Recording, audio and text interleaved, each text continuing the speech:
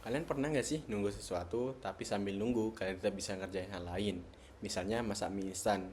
Kalian masak airnya dulu, terus sambil nunggu, kalian buka HP atau balas chat atau belajar. Nanti kalau airnya sudah mendidih, baru kalian balik ke dapur. Nah, sekarang bayangkan kebalikannya. Kalian harus terus berdiri di depan kompor, menatap panci, tidak boleh kemana-mana sampai airnya mendidih. Tidak bisa ngapain, hanya menunggu. Mana yang lebih masuk akal? Sudah pasti yang pertama dong.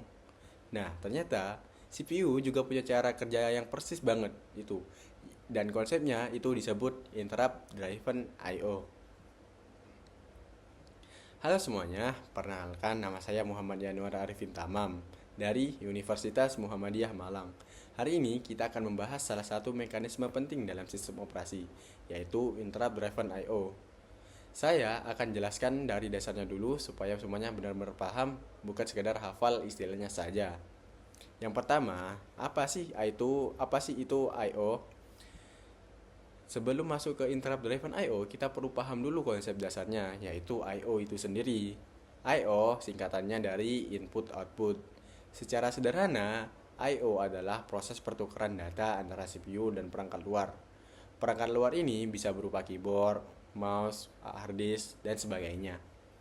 Setiap kalian menekan tombol keyboard atau menggerakkan mouse atau mencetak dokumen atau bisa membuka file, semua itu adalah operasi I/O.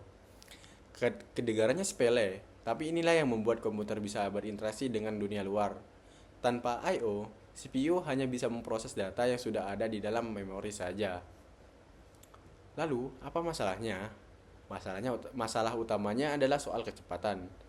Si CPU modern itu memproses miliaran interupsi per detik, tetapi perangkat I/O jauh lebih lambat.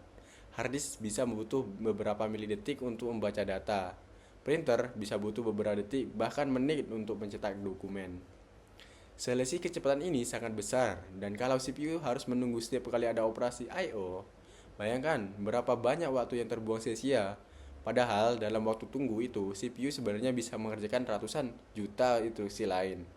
Inilah masalah yang dicoba, inilah masalah yang dicoba dipecahkan oleh interrupt driven I/O. Sekarang, apa itu interrupt driven I/O? Interrupt driven I/O adalah metode komunikasi antara CPU dan perangkat I/O, di mana CPU tidak perlu menunggu perangkat selesai bekerja. Alurnya sederhana. CPU kirim ke perintah ke perangkat, lalu kirim ke proses lain. Nanti, kalau perangkatnya sudah selesai, dia yang aktif memberitahu CPU lewat sebuah sinyal. Sinyal itu yang disebut interrupt atau interupsi. Jadi, CPU tidak terus-terusan bertanya, udah selesai belum? Perangkatnya sendiri yang akan bilang, saya sudah selesai. Nah, bagaimana cara kerjanya secara detail? Cara kerjanya itu memiliki 6 langkah yang perlu kalian pahami. Yang pertama, CPU perintah ke perangkat I/O, misalnya sistem operasi minta hard disk untuk membaca sebuah file. Langkah yang kedua, setelah perintah dikirim, CPU tidak menunggu, tetapi CPU langsung kembali mengerjakan proses lain yang ada di antrian. Ini yang membuat sistem operasi menjadi efisien. Langkah ketiga, ketika hard disk sudah selesai membaca file tersebut, ia akan mengirimkan sinyal ke CPU. Sinyal inilah yang dinamakan interrupt. Langkah keempat, begitu CPU menerima sinyal interrupt, ia akan menyimpan dulu kondisi pekerjaan saat ini. Ini disebut context saving. Tujuannya agar CPU bisa kembali ke pekerjaan tadi tanpa salah interupsi. Langkah kelima, CPU kemudian menjalankan rutinitas khusus yang bernama ISR atau Interrupt Service Routine. Disinilah CPU memproses data yang dikirim oleh I/O tadi.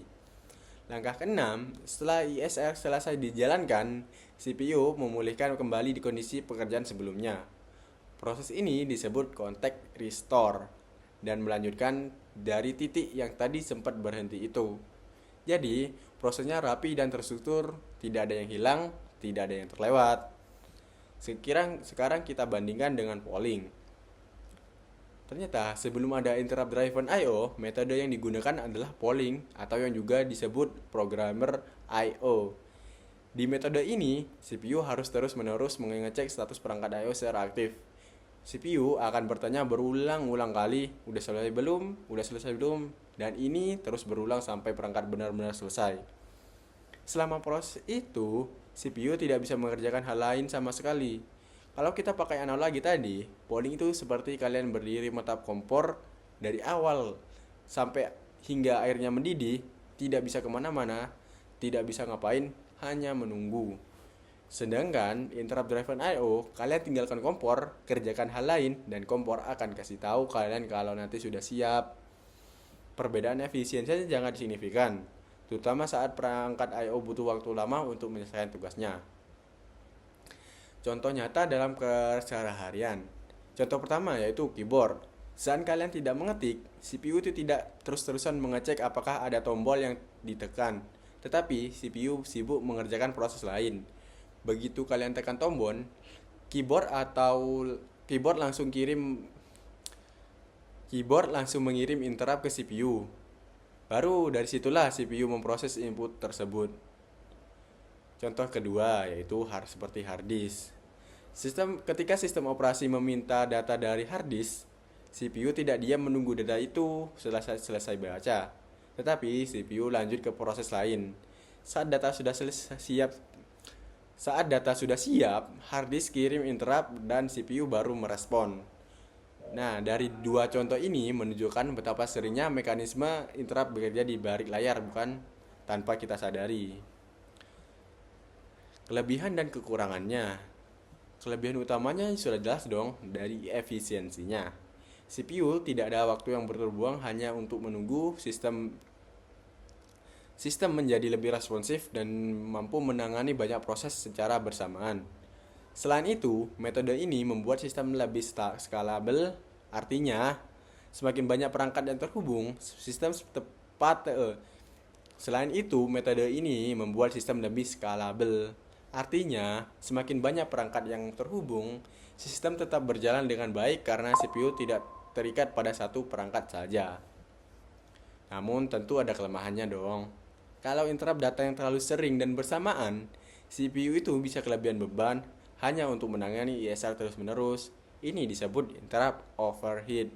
Dan kalau tidak dikelola dengan baik, justru bisa memperlambat sistem.